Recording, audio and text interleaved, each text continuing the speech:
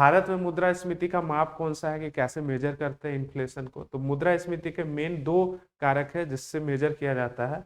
एक है wholesale price index यानी थोक मूल्य सूचकांक, एक है उपभोक्ता मूल्य सूचकांक।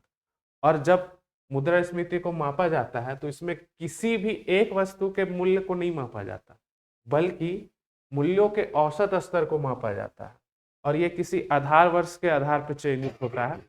और अगर इसका सूचकांक 100 से कम होता है तो समझिए कि अस्फीति है, महंगाई के जस्ट उल्टा है। लेकिन अगर ये सूचकांक 100 से ऊपर है तो इसको बोलते हैं मुद्रास्फीति यानी कि इन्फ्लेशन। ऐसे समझिए, मान के चलिए कि एक पेन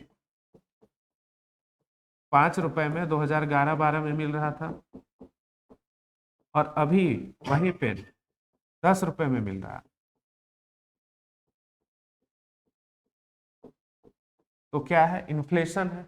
और इसको जब हम एडजस्ट करेंगे, क्योंकि क्या हुआ, उत्पादन बाजार में तो एक ही पेन का हो रहा है लेकिन इसका कीमत बढ़ा होने के कारण ये इन्फ्लेशन यानी महंगाई को दिखा रहा है।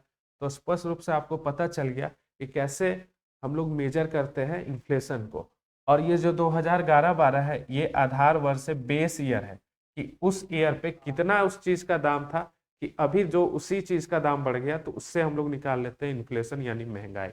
तो याद रखना है कि मुद्रास्फीति को मेजर करने के लिए, आकलित करने के दो सूचकांक, एक थोक मूल्य सूचकांक होलसेल प्राइस इंडेक्स और एक है उपभोक्ता मूल्य सूचकांक कंज्यूमर प्राइस इंडेक्स।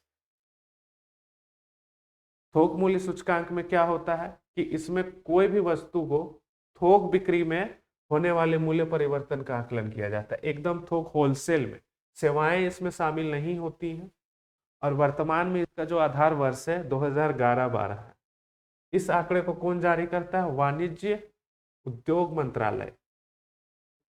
और उपभोक्ता मूल्य सूचकांक क्या होता है? इसमें लोगों द्वारा उपभोग की जाने वाली वस्तुओं और सेवाओं का टोकरी यानी कि खुदरा मूल्य में परिवर्तन का आकलन किया जाता है।